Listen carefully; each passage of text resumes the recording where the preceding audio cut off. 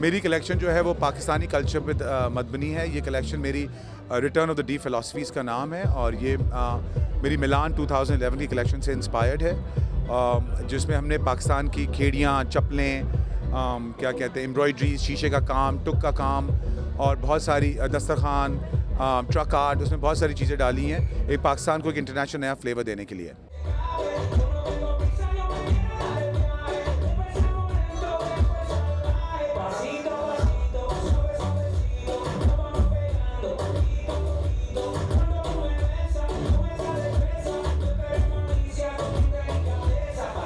Pakistani fashion तो इस वक्त बहुत बड़ी इंडस्ट्री बन चुकी है हमारी।